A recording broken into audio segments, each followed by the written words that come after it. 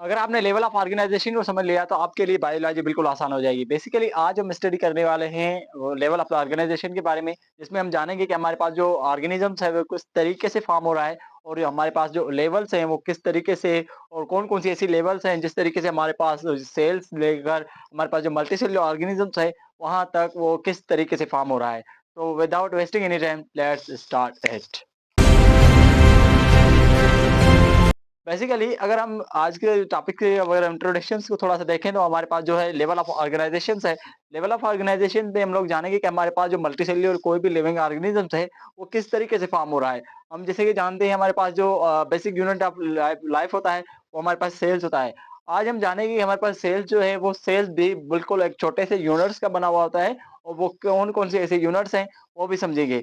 अगर बात करें हमारे पास लेवल ऑफ ऑर्गेनाइजेशन की तो लेवल ऑफ ऑर्गेनाइजेशन हमारे पास 3 लेवल्स पे मुश्तमिल होता है। First one is called as atomic level of organization or the second one is called as molecular level of organization and then third one is known as cellular level of organization. Basically हम जो जानते हैं कि हमारे पास cell है, basic unit of life होता है, वो हमारे पास सेल्युलर लेवल ऑफ ऑर्गेनाइजेशन में पाया जाता है। यानी कि हम कहते हैं कि हमारे पास सेल्युलर लेवल ऑफ ऑर्गेनाइजेशन में सेल्स मौजूद है। अगर बात करें हमारे पास ये 2 जो लेवल्स होती हैं, वो अभी डिस्कस करेंगे, वो कौन-सी ऐसी लेवल्स हैं और हमारे पास सेल्स है, वो सेल्स खुद कौन-सी ऐसी छोटी यूनिट्स का बना हुआ है और सेल्स हमारे पास किस तरीके से फॉर्म हो रहा है और सेल्स के फॉर्म होने के बाद हमारे पास जो मल्टी सेल्युलर ऑर्गेनिज़म्स है, वो किस तरीके से फॉर्म हो रहा है। बेसिकली अगर बात करें लेवल ऑफ ऑर्गेनाइजेशन की, तो लेवल ऑफ ऑर्गेनाइजेशन को हम बयान करते हैं।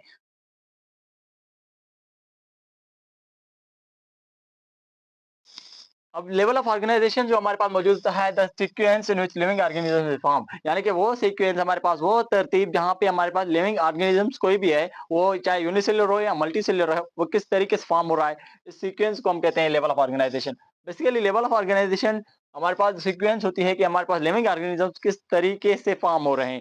अगर बात करें हमारे पास फर्स्ट जो हमारे पास लेवल ऑफ ऑर्गेनाइजेशन है, एटॉमिक लेवल ऑफ ऑर्गेनाइजेशन है। Basically as we know very well कि हमारे पास जो भी इस दुनिया में चीजें हैं वो मैटर है, यानी कि मैटर के हम 3 स्टेप्स सिंपली बताते हैं। वैसे fourth one is plasma, but हमारे पास जो 3 चीज़ें होती हैं स्टेट्स होती हैं वो बताते हैं, जैसे कि हमारे पास सॉलिड्स हो गया, देन लिक्विड हो गया, then we have to gas हो गया। ये क्या है? स्टेट्स ऑफ मैटर है। यानी कि हम कह सकते हैं कि all the matter is made up of element. Basically हमारे पास जो सारी चीज़ें हमारे पास मैटर हैं, वो किसके बने होंगे? एलिमेंट के बने होंगे। यानी कि ऑल मैटर जो हमारे पास मौजूद हैं, ऑल मैटर जो हमारे पास मौजूद हैं वो किसके बने होंगे?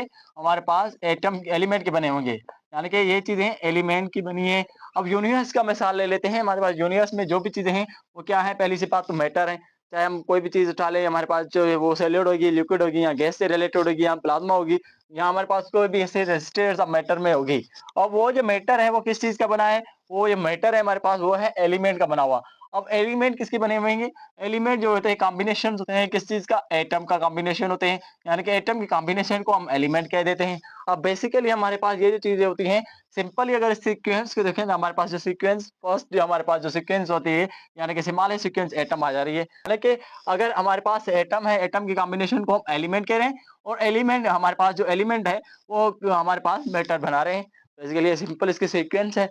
अगर बात करें हमारे पास एलिमेंट की, तो एलिमेंट हमारे पास कितने होते हैं? एलिमेंट हमारे पास पीरियोडिक टेबल में 118 एलिमेंट्स होते हैं। तो वो जो हमारे पास हैं वो नेचुरल भी होते हैं एंड देन आर्टिफिशियल भी होते हैं पीरियोडिक टेबल में।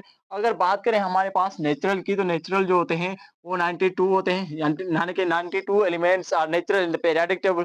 अब जो पीरियोडिक टेबल है हमारे पास, उसमें से 92 ऐसे एलिमेंट्स होते हैं जो कि नेचुरल होते हैं, यानी कि वो नेचुरल बिलोंग करेंगे। अब हमारे पास जो लाइफ है, life as we know very well, life is a living phenomena. अब वो जो है नेचुरल फिनोमिना कह सकते हैं। अब वो जो है हमारे पास नेचुरल फिनोमिना है, तो हमारे पास वो जो एलिमेंट्स होंगे वो भी नेचुरल होने चाहिए बिल्कुल। उसमें से आर्टिफिशियल एलिमेंट्स काम नहीं आने वाले। हमारे पास वो जो है वो 92 नेचुरल एलिमेंट्स होते हैं। अगर बात करें हमारे पास नेचुरल एलिमेंट्स के अलावा हमारे पास 16 ऐसे एलिमेंट्स हैं जिसे हम एसेंशियल कहते हैं, यानी कि 16 एलिमेंट्स होते हैं, वो हमारे पास एसेंशियल होते हैं। और उनमें से बेसिक अगर बात करें, बेसिक हमारे पास जो बुनियादी तौर पे होते हैं, वो हमारे पास 6 होते हैं। यानी कि 6 हमें लाज़िमन तौर पे वही चाहिए होते हैं। हम उसे एलिमेंट्स का नाम देते हैं, जिसमें हमारे पास कौन-कौन से वैसे एलिमेंट्स होते हैं। हमारे पास वो एक होता है carbon, hydrogen, then oxygen, nitrogen and then sulphur and then phosphorus. यानी कि ये जो हमारे पास 6 चीज़ें हैं, 6 बायो एलिमेंट्स हैं, वो हमारे पास बिल्कुल इम्पोर्टेंट होते हैं। अब वही है कार्बन है, हाइड्रोजन है, ऑक्सीजन है, then we have a nitrogen, sulfur and the phosphorus. यानी कि these 6 element is known as bio element. हम अभी से बायो एलिमेंट्स का नाम दे रहे हैं, यानी कि ये हमारे पास एटॉमिक लेवल ऑफ ऑर्गेनाइजेशन है। अब एटॉमिक लेवल ऑफ ऑर्गेनाइजेशन में हम सिंपली कह सकते हैं कि हमारे पास जो भी चीजें हैं वो एटम्स हैं, एटम का कॉम्बिनेशन, हमारे पास जो एटम मिल रहा है वही एलिमेंट बना रहा है, और एलिमेंट जो वही हमारे पास एलिमेंट जो है मैटर बना रहे हैं। अब ये सीक्वेंस है किस्म की। अब एटॉमिक लेवल ऑफ ऑर्गेनाइजेशन में हमें ये साबित हो रहा है कि हमारे पास जो छोटे से छोटे यूनिट है, हमारे पास एटम है। अब ये एटम जो है हमारे पास कॉम्बिनेशन हो रहा है तो हमारे पास एलिमेंट बना रहा है, और एलिमेंट हमारे पास जो है क्या बना रहा है, मैटर को बना रहा है। अब ये है हमारे पास एटॉमिक लेवल ऑफ ऑर्गेनाइजेशन, यानी कि एटम के बेस पे हमारे पास जो भी लेवल है उसे हम एटॉमिक लेवल ऑफ ऑर्गेनाइजेशन कह रहे हैं, सिंपल सी बात है। और इसके अलावा molecular level of organisation, basically वो एटम के बेस पे थी level of organisation, and then ये जो हमारे पास है मॉलिक्यूलर लेवल ऑफ ऑर्गेनाइजेशन होती है। बेसिकली मॉलिक्यूल्स की अगर बात करें,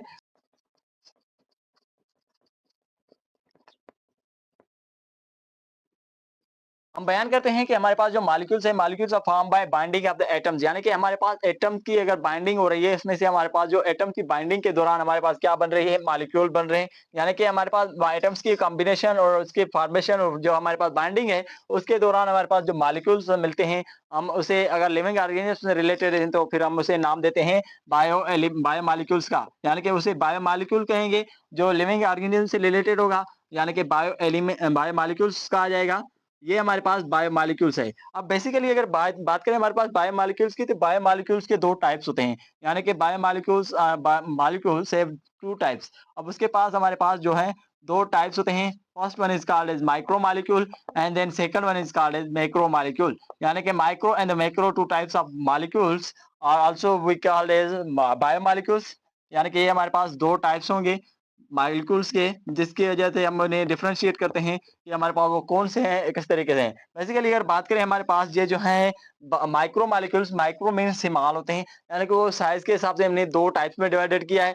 one is micro molecule and the second is macro molecule. हमारे पास जो फर्स्ट है हमारे पास माइक्रो है। माइक्रो की अगर मिसाल लें, हमारे पास C6H12O6 यानी कि ग्लूकोज आ जाता है, यानी कि glucose is also micro molecule.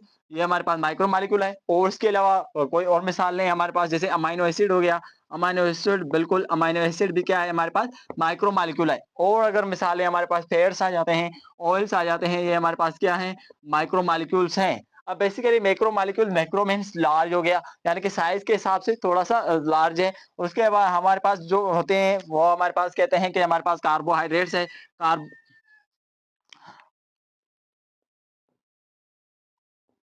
वो हम कहते हैं कि हमारे पास वो कार्बोहाइड्रेट्स है, यानी कि carbohydrates is a macro molecule. Carbohydrates, basically carbohydrates हमारे पास मैक्रो मॉलिक्यूल ही है। और इसके अलावा हमारे पास प्रोटीन आ जाते हैं, यानी कि protein is also a macro molecule.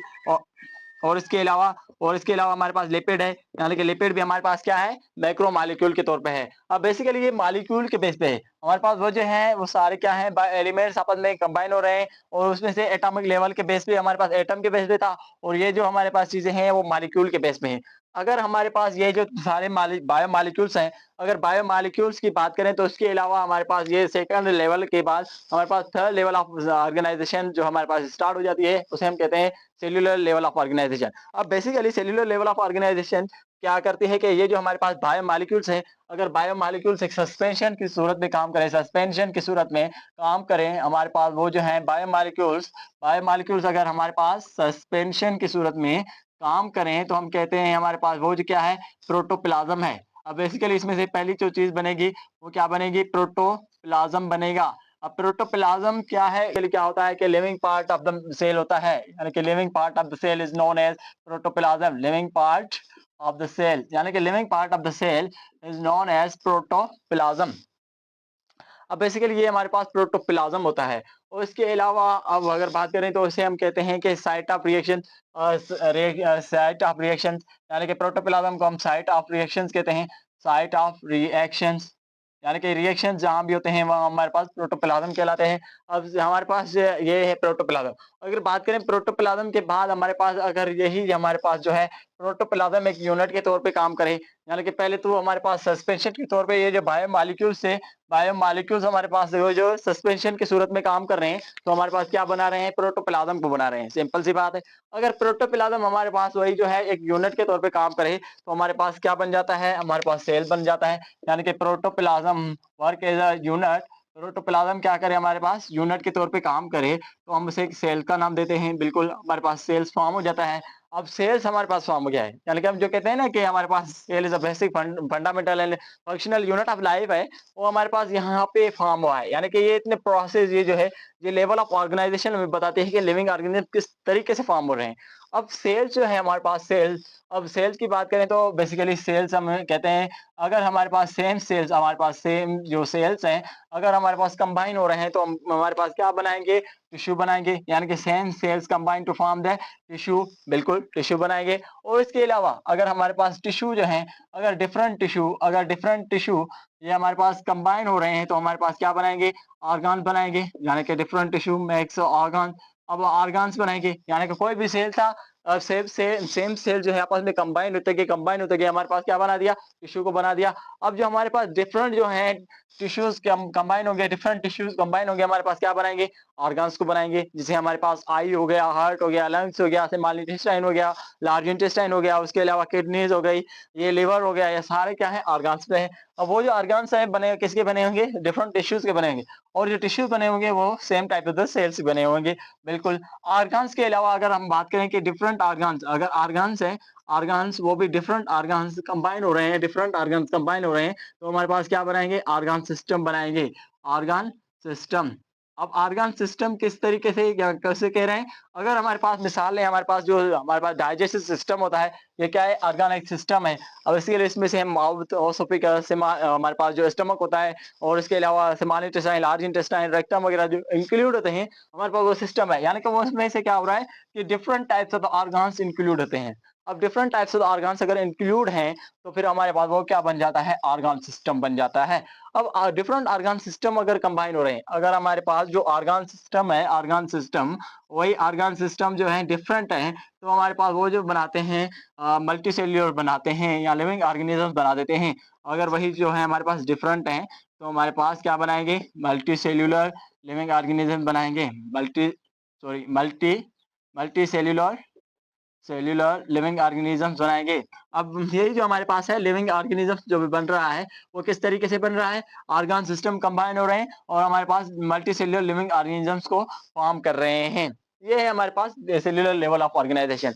यानी कि हम इसे लेवल ऑफ ऑर्गेनाइजेशन में ये जानते हैं कि हमारे पास जो multi cellular level of organisation है, हम ह्यूमन बींग्स हैं, वो किस तरीके से फॉर्म होते हैं, और जैसे कौन-कौन सी ऐसी लेवल्स हैं जिसके थ्रू हमारे पास हम ये जान सकते हैं कि हमारे पास जो सेल्स है वो छोटे से यूनिट्स का बना हुआ है, वो किस तरीके से फॉर्म होकर हमारे पास एक मल्टी सेल्यूलर मतलब बना रहे हैं। आज के लेक्चर से हमने ये सीखा। आज के लिए ये काफ़ी है। ऐसे ही इन्फॉर्मेटिव वीडियोज़ के लिए हमारे चैनल को सब्सक्राइब करें, इस वीडियो को लाइक और कमेंट करें। मिलते हैं अगली वीडियो में, तब तक के लिए अल्लाह हाफ़िज़। Thank you so much.